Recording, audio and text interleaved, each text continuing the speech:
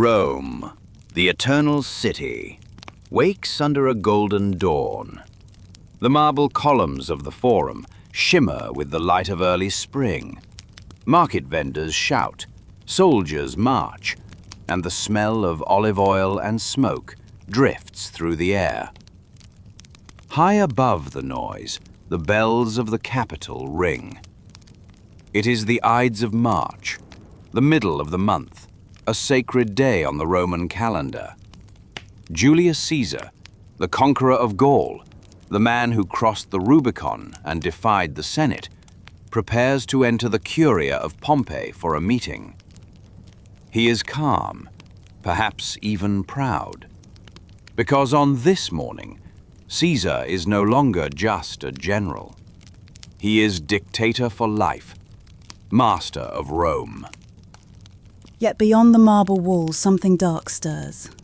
Rome's senators, the men who once ruled the Republic, whisper in corridors and shadows. For them, Caesar's power has become too great. He wears the laurel crown too often. His statue stands among the gods. His face appears on coins. Rome had once sworn never again to kneel before a king. But to them, Caesar is a king, wearing the disguise of a savior. In secret, more than 60 senators form a pact. Among them, Cassius, the strategist, Casca, the impulsive hand, and Brutus, Caesar's friend, almost a son. They call themselves the Liberators. But what they plan is not liberation, it is murder. The night before, the stars burned red over Rome. Caesar's wife, Calpurnia, woke from a nightmare.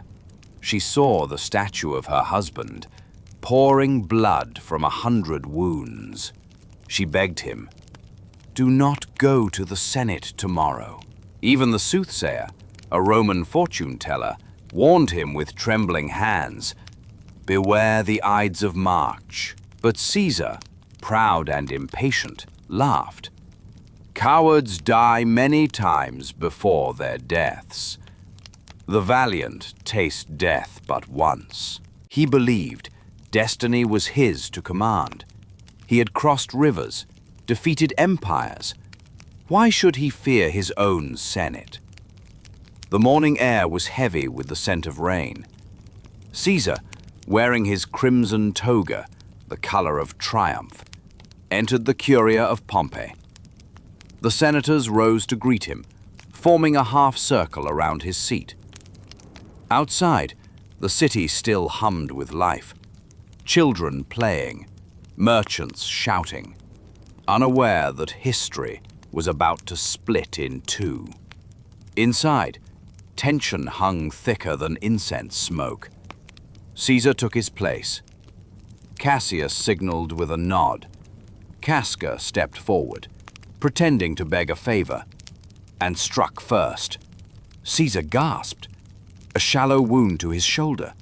He turned, confused. "Casca, what is this?" And then it began.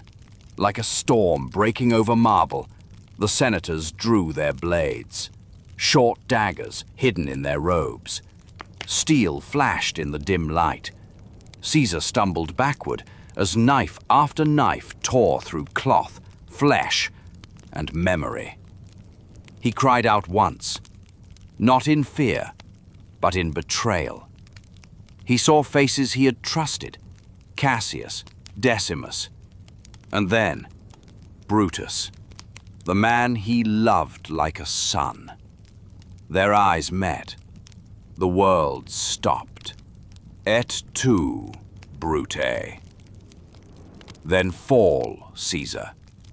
He pulled his toga over his head, not out of cowardice, but dignity. 23 wounds. When the blades fell silent, the most powerful man on earth lay lifeless at the feet of a statue.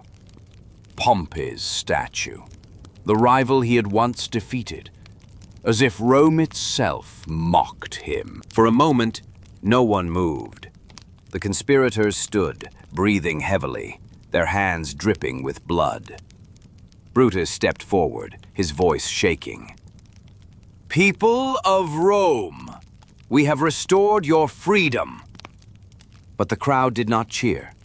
Some wept, some fled, because Rome without Caesar was like a body without a heart.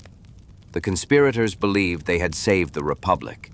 Instead, they buried it. When the people saw Caesar's body carried through the Forum, they did not see a tyrant. They saw a hero slain by cowards. Antony, Caesar's loyal general, raised his voice in the funeral speech that would echo through time. This was the most noble man that ever lived in all the tide of times. And when the pyre was lit, the flames of Caesar's funeral spread across Rome, turning grief into rage.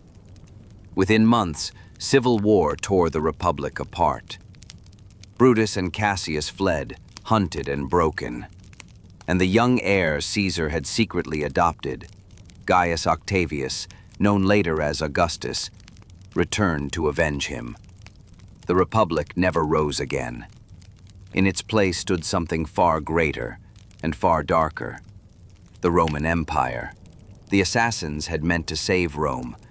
Instead, they built an empire of emperors, where power ruled and freedom was a memory. History remembers the Ides of March as the day Caesar died. But perhaps it was also the day Rome truly came alive, reborn through blood, ambition, and destiny.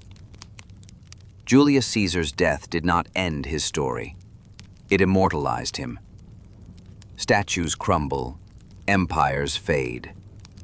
But the whisper of that moment, et tu, Brute, still echoes every time loyalty meets power and friendship meets betrayal.